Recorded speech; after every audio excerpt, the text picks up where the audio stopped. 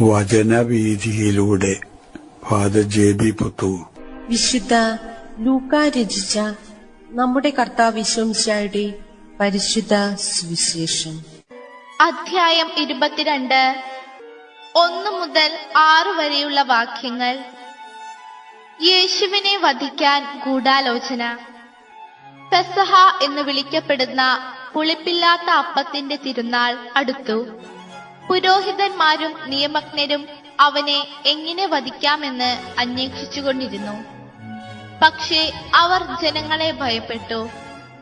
12 പേരിൽ ഒരുവനും കറിയോത്ത എന്ന് വിളിക്കപ്പെടുന്നവനുമായ യൂദാസിൽ സാത്താൻ പ്രവേശിച്ചു.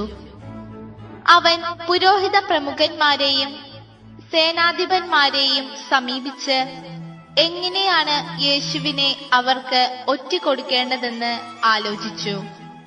അവർ സന്തോഷിച്ച് അവന് പണം കൊടുക്കാമെന്ന് വാഗ്ദാനം ചെയ്തു. അവൻ അവർക്ക് വാക്കുകൊടുത്തു. ജനക്കൂട്ടമില്ലാത്തപ്പോൾ അവനെ ഒറ്റിക്കൊടുക്കാൻ അവൻ അവസരം പാർത്തുകൊണ്ടിരുന്നു. യൂദാസിന്റെ കുബുദ്ധി പ്രവർത്തനനിരതമാകുന്നു. യഹൂദന്മാരുടെ തിരുനാളുകളിൽ പലതുകൊണ്ടും വളരെ ശ്രദ്ധേയമായ ഒന്നാണ് പെസഹ തിരുനാൾ. യഹൂദന്മാരുടെ പൂർവികന്മാരെ ദൈവം പരിപാലിച്ച് സംരക്ഷിച്ചു പോന്നതിന്റെ ചരിത്രപരമായിട്ടുള്ള അനുസ്മരണമാണ് വർഷം തോറും പെസഹ തിരുനാളിനോടനുബന്ധിച്ച് അവർ ആചരിച്ചിരുന്നത്.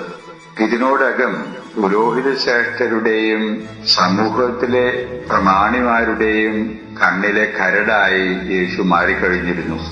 അവരുടെ നോട്ടത്തിൽ യേശു ദൈവദൂഷണം പറയുന്നവനും ദൈവനിന്ദ പുലമ്പുന്നവനുമായിട്ടുള്ളൊരു വ്യക്തി എന്ന നിലയിലാണ് യേശുവിനെ അവർ നോക്കിക്കണ്ടത്. അങ്ങനെയുള്ള യേശുവിനെ ഉന്മൂലനം ചെയ്യാൻ ഇടവരിക എന്നുള്ളത് ഒരു പുണ്യകൃത്യമായിട്ട് പോലും അവരിൽ പലരും വിചാരിക്കാൻ ഇടവന്ന അവസരം.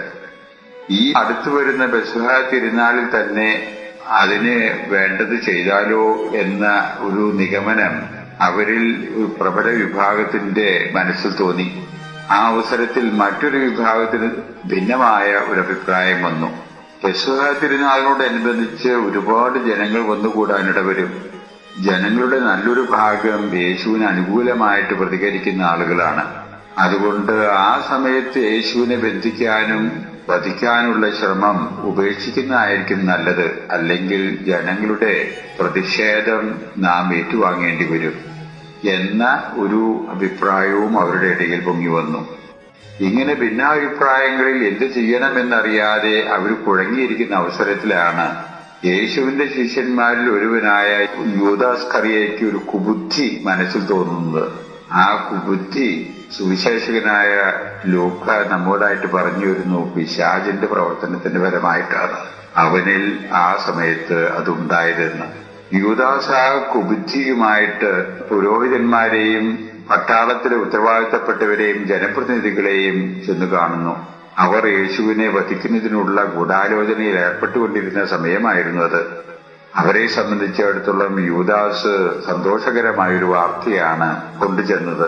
യൂദാസ് അവരോട് പറയുന്നു, യേശുവിനെ വധിക്കുന്നതിനുള്ള ശ്രമത്തിൽ ഞാൻ പങ്കുപറ്റാം. അവര് നനച്ചിരിക്കാത്തൊരു വലിയ ദൈവവരം അവർക്ക് ലഭിച്ച മാതിരിയുള്ള ഒരു ചിന്ത അവരിൽ ചിലർക്ക് തോന്നി. ഉടനെ തന്നെ യൂദാസ് ആ കരാറിൽ ഒപ്പുവെക്കുകയാണ്.